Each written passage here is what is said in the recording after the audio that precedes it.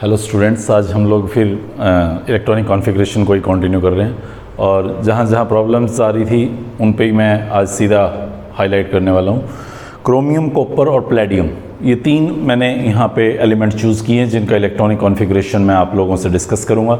सबसे पहले शुरू करता हूँ क्रोमियम को लेके। 24 इलेक्ट्रॉनिक एटॉमिक नंबर है, 24 electron I have to fill. देखो क्रोमियम के लिए मैं कैसे फिल कर रहा हूँ, 1s2 2s2 2p6, then it is 3s2 3p6, then उसके बाद नेक्स्ट इलेक्ट्रॉन 4s2 में जाना है, फिर उसके बाद 3d में आना है। मेरे इसको ऐसे लिखने से कोई प्रॉब्लम नहीं है। Sometime, most of the time I should say, मैं इसको ऐसे लिखता हूँ 1s2 2s2 2p6 3s2 3p6 4s, जो भी लिखना है मुझे, एक बार मैं रूल के अकॉर्डिंग लिख रहा हूँ 4s2 3d4, मुझे ऐसे लिखना चाहिए था। लेकिन अगर मैं इसको कुछ ऐसा लिख दूं, लाइक जैसे मैंने ऊपर लिख दिया था 3d4 4s2, तो आप इस बात को जरूर नोटिस करें कि ये मैं कोई एनर्जी के इंक्रीजिंग ऑर्डर में अरेंज नहीं कर रहा, भर मैं वैसे ही रहा हूं। मतलब मैंने 3p के बाद 4s ही भरा होगा, उसी में 2 इलेक्ट्रॉन डालूंगा, फिर मैं d में एंटर करूंगा। ये मैं शेल्स के अकॉर्डिंग ऑर्बिटल्स को अरेंज किए हुए हूं। अब इसमें इतना ज़्यादा इशू नहीं है कि 3d मुझे बाद में लिखना चाहिए कि पहले लिखना चाहिए। आप बुक में देखेंगे ये रूटीन एक्सरसाइज है, 3d पहले भी लिखा जा सकता है, बाद में भी लिखा जा सकता है। लिखने से कुछ नहीं होगा, आपको इलेक्ट्रॉन का फिलिंग ध्यान रखना है कि आपको इलेक्ट्रॉन का फिलिंग पहले 4s में करना है, फिर 3d में करना है। तो एक तो इस प्रॉब्लम को आप ध्यान रखिएगा। तो अभी मैं क्या कर रहा हूँ, मैं लिख रहा हूँ शेल के अकॉर्डिंग 4s2 3d4। ये मैं क्रोमियम का एक्सपेक्ट करता था, लेकिन लास्ट क्लास में मैंने आपको बोला कि s का इलेक्ट्रॉन एक्चुअली एक शिफ्ट हो जाता है और वो d में एग्जिस्ट करता है। ये एक अजीबोगरीब सा कॉन्फ़िगरेशन फिर मेरे पास बना था, जिसमें मैं ये देख पा रहा था कि अफबो के अकॉर्डिंग इलेक्ट्रॉन 4s जब तक पूरा नहीं भरता तब तक 3d में एक भी इलेक्ट्रॉन एंटर नहीं करना चाहिए। लेकिन यहाँ मैं देख पा रहा हूँ कि 4s में स्पेस है, बट स्टिल हायर एनर्जी का ऑर्बिटल 3d, वो यहाँ पे मैंने इलेक्ट्रॉन्स के साथ फिल कर दिया है। आप ज़रूर ध्यान दें, मैं बार बार हाईलाइट कर रहा हूँ, ये हाई एनर्जी का ऑर्बिटल है, इसमें इलेक्ट्रॉन्स बाद में आएंगे, और 4s लो एनर्जी का ऑर्बिटल है, उसमें इलेक्ट्रॉन मुझे पहले भरने हैं।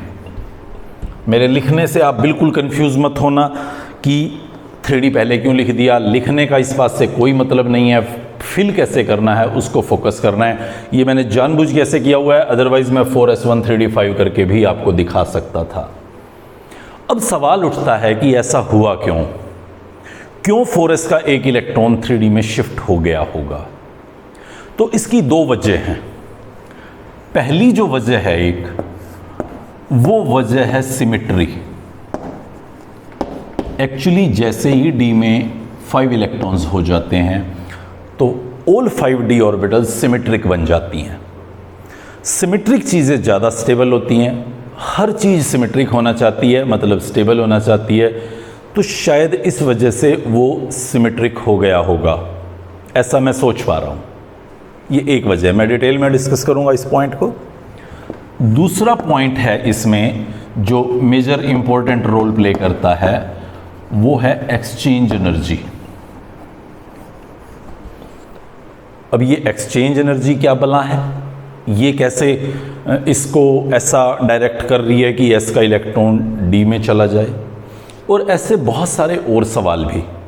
जैसे मान लीजिए मैं क्रोमियम की बजाय आपको वेनेडियम दे देता हूँ, 23 एटॉमिक नंबर है, तो मैं जब इलेक्ट्रॉनिक कॉन्फ़िगरेशन इसकी लिखूँगा 1s2 से शुरू करके और आखिरी में मैं लिखता हूँ 4s2 3d3, ये वेनेडियम का कॉन्फ़िगरेशन होता है।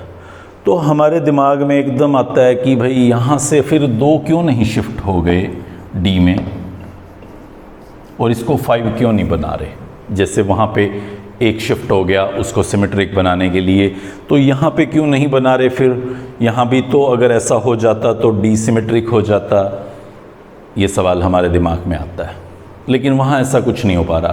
तो ये सारी चीज़ें समझने के लिए कि कहाँ ये हो पाएगा, क्या फैक्टर्स हैं जो इसको ऐसा करने पे असिस्ट करेंगे, उनको समझने के लिए हम यहाँ पे इस सिमेट्री और एक्सचेंज एनर्जी को सबसे पहले समझेंगे और फिर कहाँ कहाँ ये पॉसिबल हो पाएगा उस पॉइंट को भी हम यहाँ समझने की कोशिश करेंगे। तो मैं सबसे पहले सिर्फ क्रोमियम पे ये स्टोरी सुनाऊंगा, फिर कॉपर और प्लेडियम पे ये कुछ मिनटों में ही ओवर हो जाएगी। तो सबसे पहले तो मैं यहाँ आपको सिमेट्री से मिलवाता हूँ कि ये सिमेट्री का क्या मतलब है। मतलब मैं किसको कहता हूँ कि वो पर्टिकुलर स्पेसिस सिमेट्रिक है। जैसे मैं बोलता हूँ कि सन सिमेट्रिक है, जैसे मैं बोलता हूँ मून सिमेट्रिक है, जैसे मैं कहता हूँ कि मैं सिमेट्रिक हूँ। So why I am saying these things कि ये सिमेट्रिक है और वो सिमेट्रिक नहीं है। देखो, ये मेरे पास एक बिल्कुल सर्कल है, या सर्कल ही है ये, तो ये मेरे पास एक स्क्वायर है, ये मेरे पास एक ट्रायंगल है, ये मेरे पास एक और अजीबोगरीब आकृति है, एक अजीबोगरीब शेप। अगर मैं आपसे पूछूं कि इनमें से कौन ज़्यादा सिमेट्रिक है, मुझे लगता है 6th-7th के मैथमेटिक्स का हिस्सा है। ये बहुत ज़्यादा सिमेट्रिक है जो सर्कल है, या स्फीयर भी समझ सकते हो आप इसको, वो स्फीयर भी समझेंगे तो भी चलेगा, बट सर्कल है तो ये बहुत ज़्यादा सिमेट्रिक है। दिख रहा है आपको बॉक्स, ये क्यूब, हाँ ये भी अच्छा खासा सिमेट्रिक है। ये, हाँ ये भी सिमेट्रिक लग तो रहा है, ये नहीं लग रहा सिमेट्रिक। सो सिमेट्रिक का मतलब क्या है, मैं बहुत डिटेल में आपको ये बात नहीं समझाने वाला। बहुत डिटेल में हम लोग क्लास 12th में समझते हैं कि सिमेट्री क्या होती है। वहाँ पे मैं कई ऑपरेशंस बताता हूँ कि किसी एक मॉलिक्यूल में ऑपरेशंस लगा के देखा जाता है कि कौन सा मॉलिक्यूल ज़्यादा सिमेट्रिक है या कौन सा कम सिमेट्रिक है। आज वो डिस्कशन नहीं कर सकता, अभी तो मैं आप लोगों को एटम पढ़ा रहा हूँ, फिर मैं मॉलिक्यूल्स पढ़ाऊँगा, फिर कभी 11th में शायद कहीं नहीं पढ़ाऊँगा कि सिमेट्री कैसे कैलकुलेट करते हैं। 12th में ही हम लोग पढ़ते हैं जाके कि सिमेट्री कैसे कैलकुलेट की जाती है, कि कौन कम सिमेट्रिक है कौन ज़्यादा। आज एक आसान तरीका, बस एक सिस्टम बता रहा हूँ सिमेट्री जानने का। आप सिस्टम में कोई एक हाइपोथेटिकली प्लेन पास करें तो जो एक हाफ है वो दूसरे हाफ का मिरर इमेज हो, तो ऐसे प्लेन को मैं बोलता हूं सिमेट्रिक प्लेन। मेरी बात को लाइटली मत सुनना, जो मैं एक बता रहा हूं ना आपको, ये प्लेन ऑफ सिमेट्री के बारे में, ये आपकी ज़रूरत है, इसी चैप्टर में ज़रूरत है 2-3 लेक्चर्स के बाद। इसीलिए मैं इसको यहाँ पे आज समझाने की कोशिश कर रहा हूँ, अदरवाइज मैं बात भी नहीं करता इस पे, नेक्स्ट ईयर ही समझा देता। सिमेट्री क्या है? अगर किसी मॉलिक्यूल में कुछ प्लेन्स पास किए जा सकते हों जो उस मॉलिक्यूल को एग्जैक्ट 2 हाफ में बांट दे, एक हाफ दूसरे हाफ का मिरर इमेज हो, तो ऐसे प्लेन को मैं बोलता हूं प्लेन ऑफ सिमेट्री। मेरे एक और एग्जांपल पे पैरेलली ध्यान दें।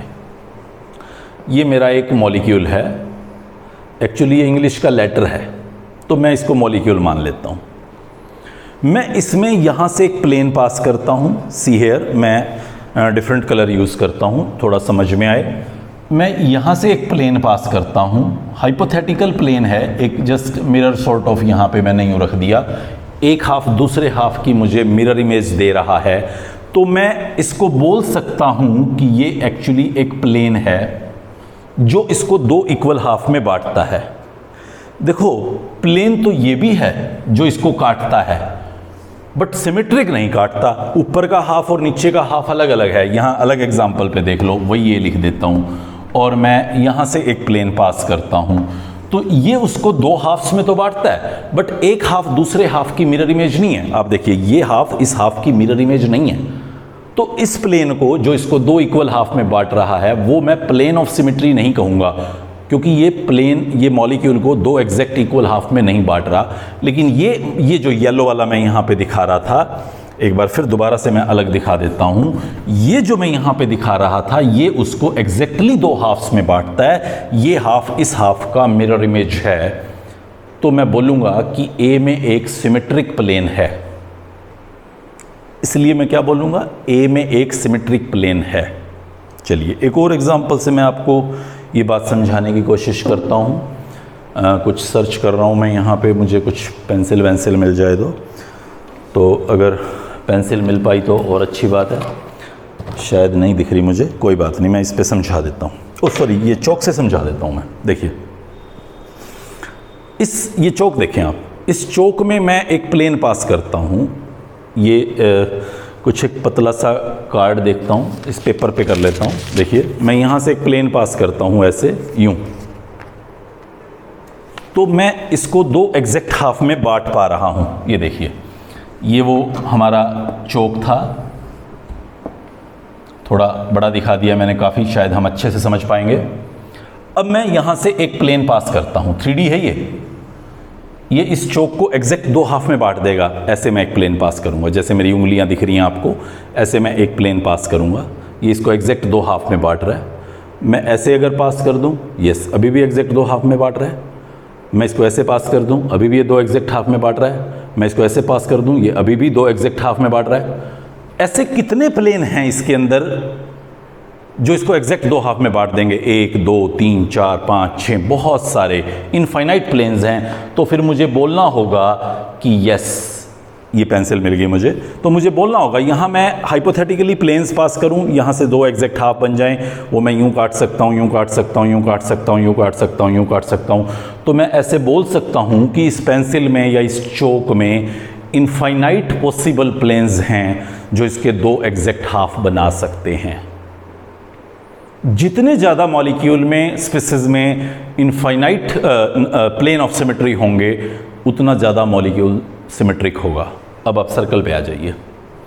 ये सर्कल उसको एग्जैक्ट हाफ में बांट रहा है। ये मैंने एक प्लेन पास कर रखा है, मैं वो प्लेन यहाँ से भी पास कर सकता था, यहाँ से भी पास कर सकता था, यहाँ से भी पास कर सकता था, यहाँ से भी पास कर सकता था, और इनफाइनाइट प्लेन्स पास कर सकता था। जब मैं इनफाइनाइट प्लेन्स पास कर सकता हूँ तो मैं बोल सकता हूँ कि ये बहुत ज़्यादा सिमेट्रिक है। यहाँ पे मैं कितने प्लेन पास कर सकता हूँ, थोड़ा देखना, 1 2 3 4, एक आध और हो जाएगा, मैं दिमाग लगाऊंगा तो, बट इनफाइनाइट नहीं होंगे।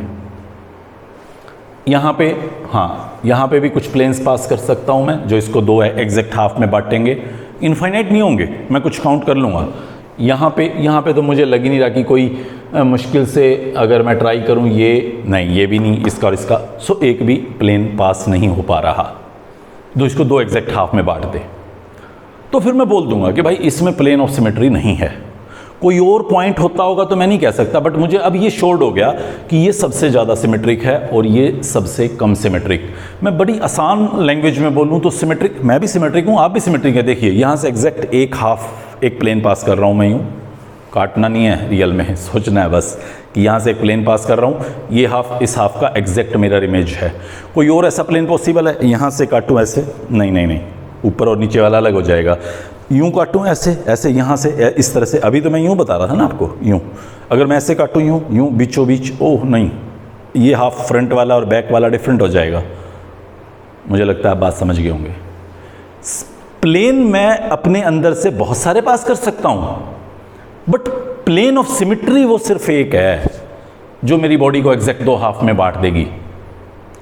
मुझे लग रहा है आप सही सटीक समझ पा रहे हैं कि what is plane of symmetry. एक ऐसा plane in the molecule I have to pass जो उस मॉलिक्यूल को दो एग्जैक्ट हाफ में बांट दे, एक हाफ दूसरे हाफ का मिरर इमेज हो।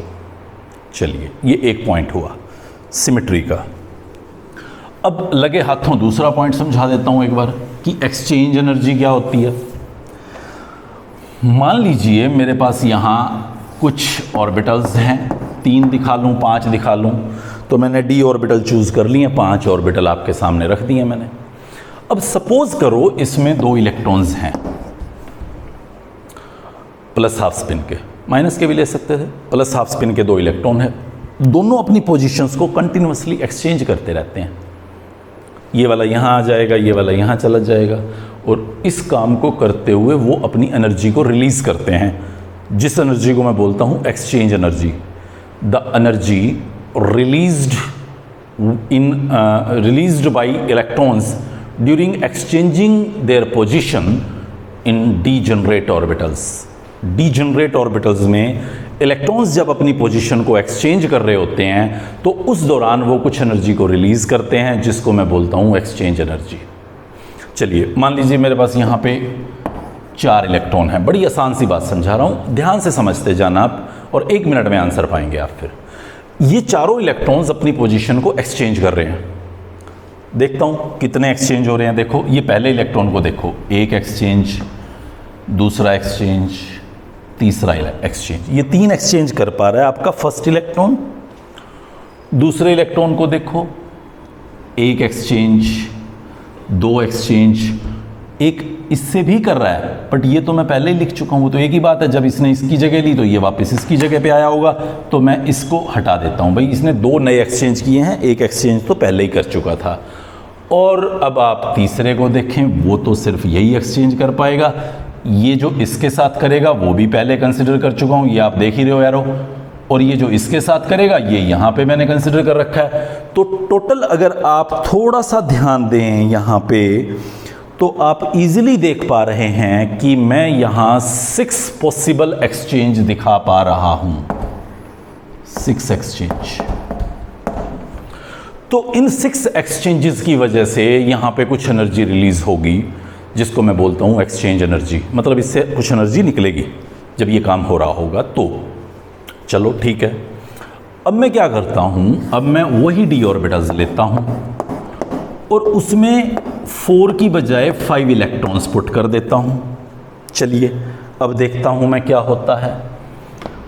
1 2 3 4, ये 4 एक्सचेंजेस पॉसिबल हुए।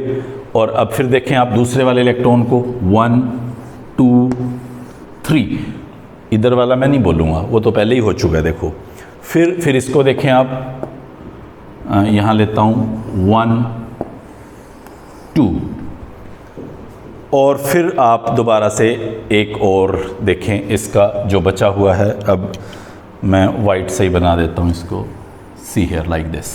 बाकी तो ये सबके साथ कंसिडर्ड हैं ऑलरेडी, तो मैं नए सिरे से नहीं कंसिडर करूँगा। और आप ध्यान दें, बहुत ध्यान से देखें आप, टोटल 10 पॉसिबल एक्सचेंजेस थे। जितने ज़्यादा इलेक्ट्रॉन्स अपनी पोजीशंस को एक्सचेंज करेंगे उतनी ज़्यादा एनर्जी रिलीज्ड होगी।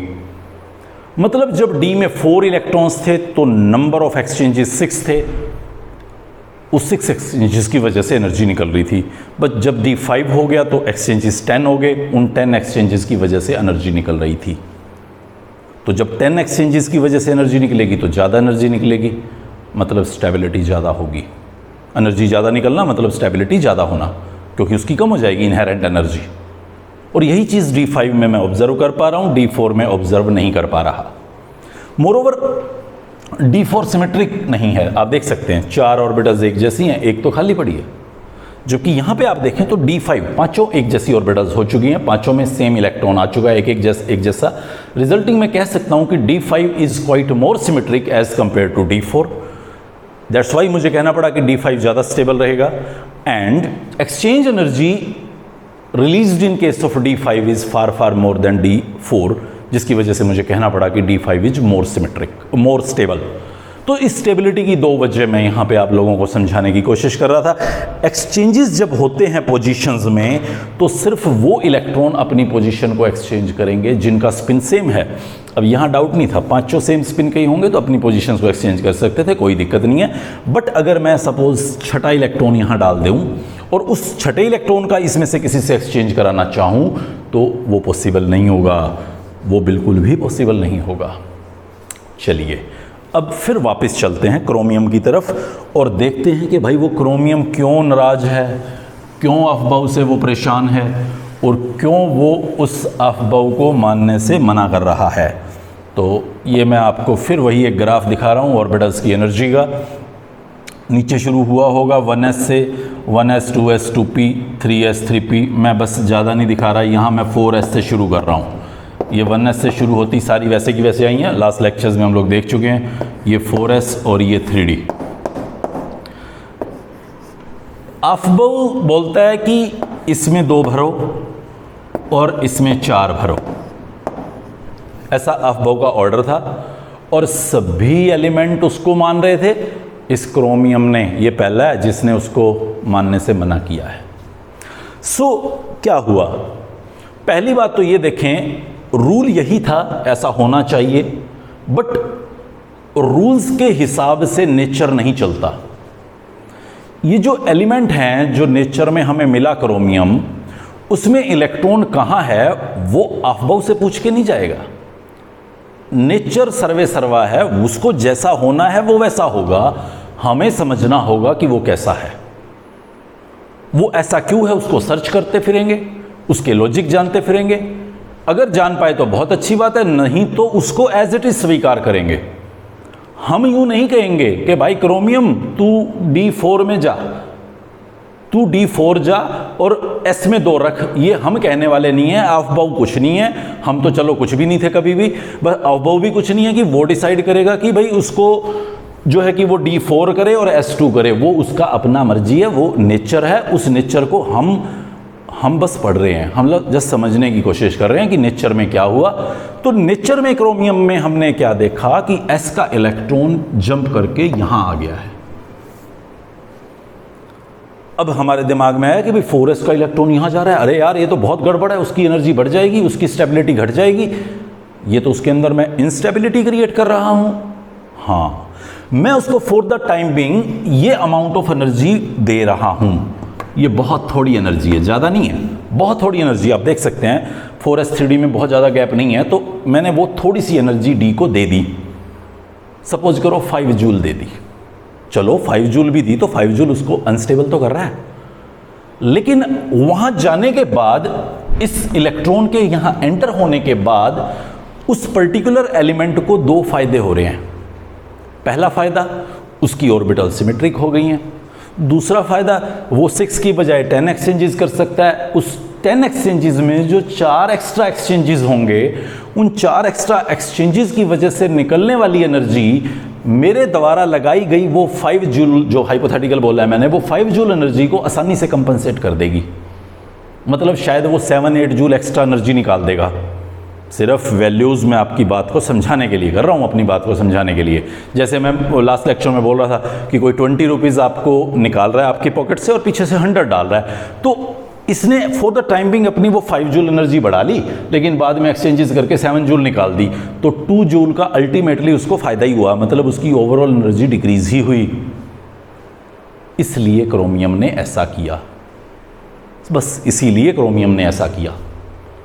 अगर मैं वनेडियम का केस देखूं, 23 एटॉमिक नंबर था उसका, जहां पे एज पर रूल मुझे 3d3-4s2 दिखता था, तो भाई ये ऐसा लगता था मुझे, ऐसा होना चाहिए। फिर मेरे दिमाग में आया, अच्छा यार इसको भी यहां भेज दे, 2 को एनर्जी दे देंगे, एक्सचेंजेस उसको कंपनसेट कर देंगे। अभी तो एक्सचेंजेस 6 भी नहीं हो रहे होंगे, कुछ गिन लेना 4 या 3 जो भी हो रहे होंगे, तो कुछ लिमिटेड एक्सचेंजेस हो रहे होंगे। तो जब मैं 2 को यहाँ शिफ्ट करूँगा तो वो एक्सचेंजेस वही 10 हो जाएंगे, सिमेट्रिक भी हो जाएगा। अभी सिमेट्रिक नहीं है तो इसको भी चले जाना चाहिए। तो मैं फिर बताऊँगा भाई नेचर से लड़ाई नहीं करनी, नेचर में ऐसा नहीं हुआ है। हाँ, उसकी वजह मैं आपको शेयर कर सकता हूँ, तुक्के कह सकता हूँ कि भाई 2 इलेक्ट्रॉन्स को जब शिफ्ट करता हूँ तो 10 जूल निकलती है और जो एक्सचेंजेस हैं वो उसको कंपनसेट नहीं कर पा रहे, तो शायद इसलिए इलेक्ट्रॉन वहाँ पे नहीं जा रहा। और ये बात सच है, और ये बात सच है कि यहाँ से इलेक्ट्रॉन यहाँ जाए, 2 इलेक्ट्रॉन्स को मैं भेजूँ, मैं उसको एनर्जी दूँ, वो एनर्जी एक्सचेंजेस से कंपनसेट ही ना हो पाए, तो फिर क्यों जाए वो वहाँ? वो क्यों अपनी एनर्जी को बढ़ाए? वो तभी बढ़ाएगा जब उसकी एनर्जी कम हो रही होगी, जब उसकी स्टेबिलिटी बढ़ रही होगी। वो सिमेट्रिक हो रहा है लेकिन एनर्जी बढ़ रही है, तो बाढ़ में गई सिमेट्री।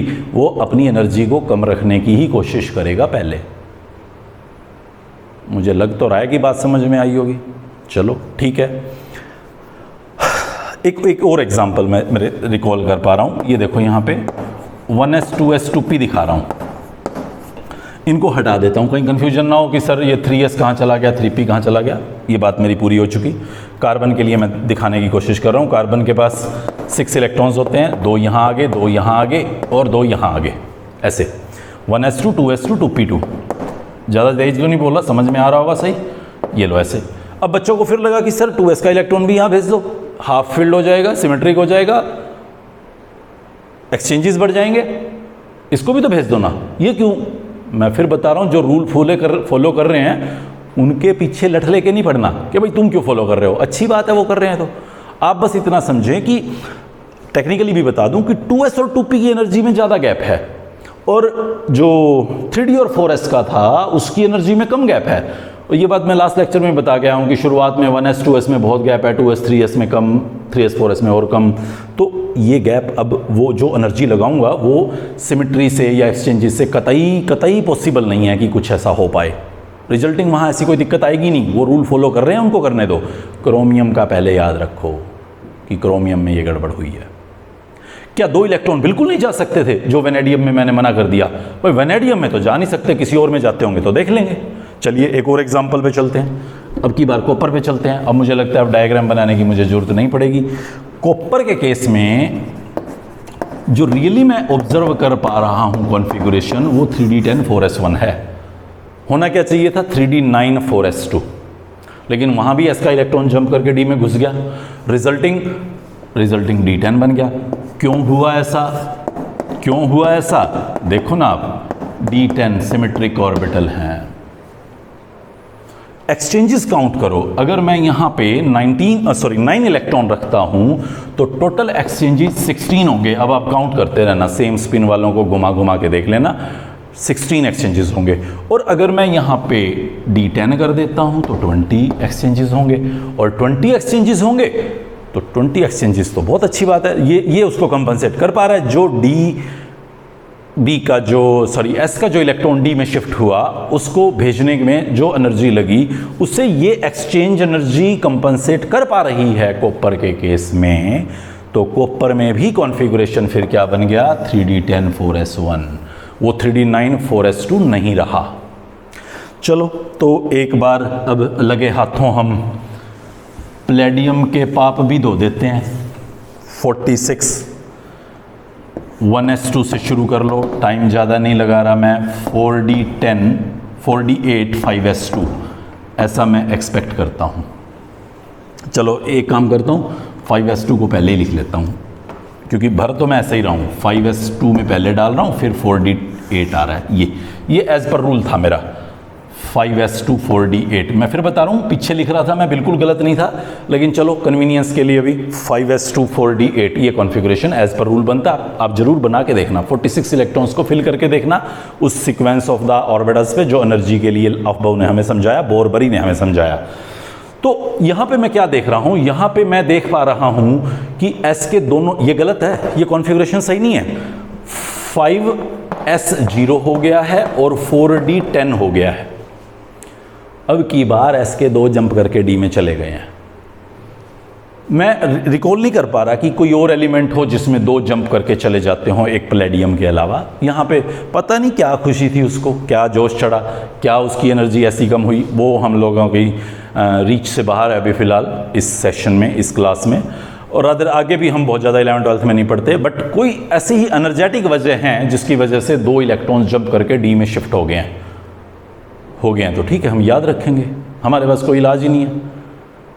अब मान लो 118 एलिमेंट थे और 118 में 90 रूल फॉलो कर रहे हैं, तो ठीक है 90 को एक जगह रखा, और जो नहीं कर रहे उनकी अलग लिस्ट बना ली। उनको फिर हम लोगों ने सोचा कि चलो ध्यान रखते हैं। तो मैं अगर टेबल पे नज़र मारूं तो पीरियोडिक टेबल आप लोगों ने 10th में पढ़ी है, कॉपर से जस्ट नीचे जाओ, कॉपर सिल्वर गोल्ड।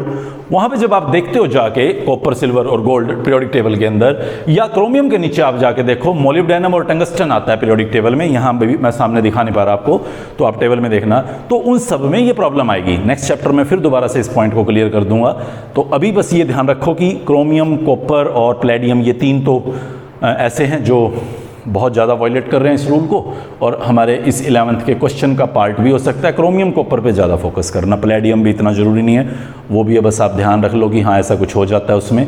बाकी और जो जहाँ जहाँ दिक्कतें हैं, सिल्वर में, गोल्ड में, या वोल्फ्रेम में, टंगस्टन में, तो वो हम लोग आगे जब 12th में आता है तभी वहीं पे देखेंगे। यहाँ पे हमें उसके बारे में कोई बहुत ज़्यादा स्टोरी सुनने की ज़रूरत नहीं रहेगी। चलिए ठीक है, अब इलेक्ट्रॉनिक कॉन्फ़िगरेशन के अगले पार्ट को हम लोग टच करने की कोशिश करते हैं। कैटायंस और एनायंस की कॉन्फ़िगरेशन देखते हैं कि किस तरह से लिखी जाएगी। ये देखो, ये मैंने ऑक्साइड आयन लिख रखा है, ऑक्सीजन पे 2 एक्स्ट्रा इलेक्ट्रॉन है, 8 होते हैं, 10 टोटल। कॉन्फ़िगरेशन लिखता हूँ, यहाँ लिख देता हूँ, देखो 1s2 2s2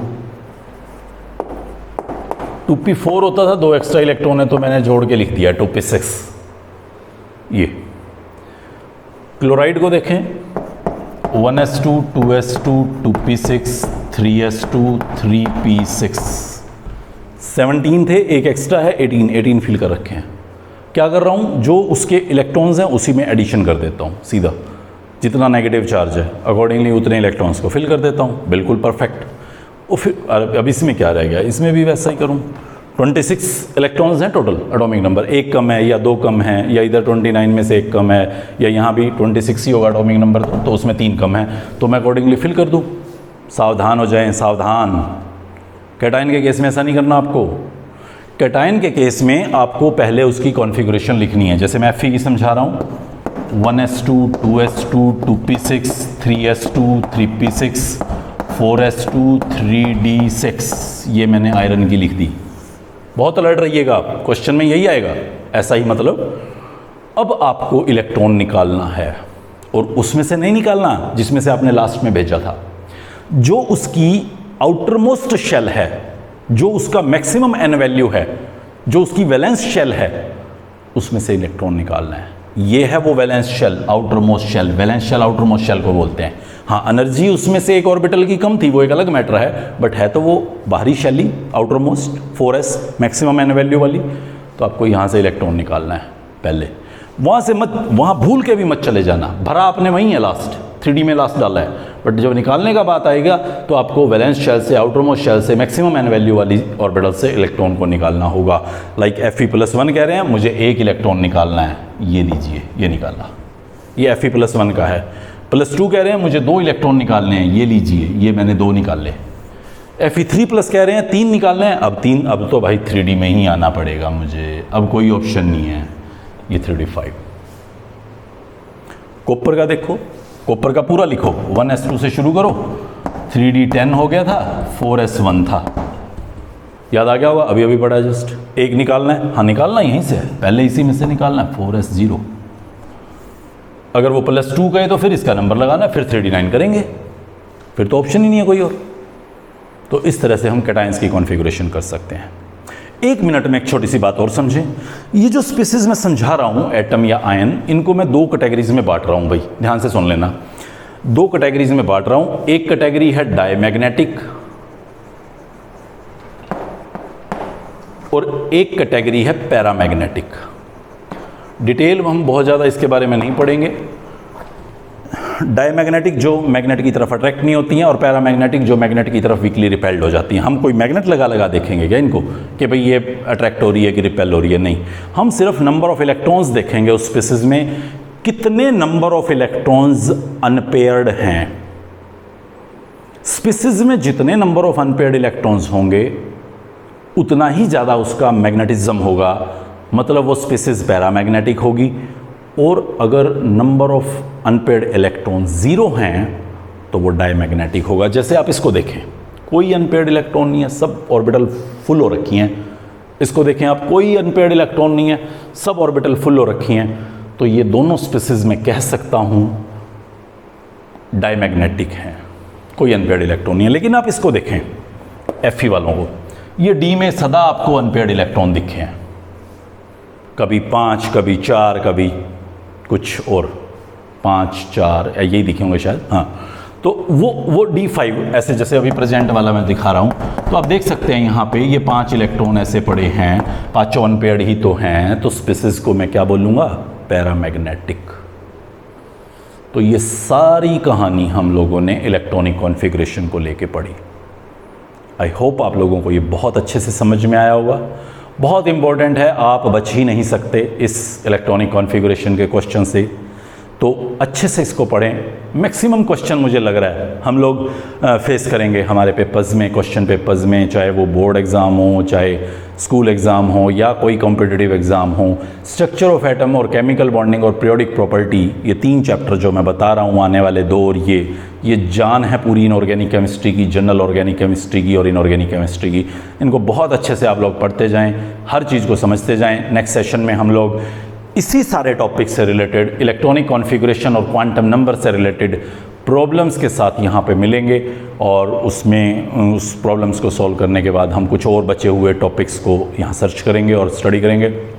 बुक में पढ़ते हुए कभी ऐसा लग रहा होगा ये ग्राफ आ गया, सर ने तो ऐसा कोई बात ही नहीं किया है, या ये शेप्स वेप्स कुछ गोले बना रखे हैं, सर ने तो अभी कोई बात नहीं किया है। वेट, जैसे ये सारा टॉपिक कवर होगा लास्ट में हम उन्हीं गोलों पे, ग्राफ पे, ऑर्बिटल्स पे डिस्कशन कर रहे होंगे। बट अभी मैं चैप्टर का जो बैकबोन है उसको समझाने के चक्कर में हूँ, आप इसको अच्छे से पढ़ें। नेक्स्ट लेक्चर में हम इसी से रिलेटेड पहले प्रॉब्लम पढ़ेंगे और फिर आगे बढ़ेंगे। गुड बाय, टेक केयर, अच्छे से आप लोग अपनी पढ़ाई करते रहें।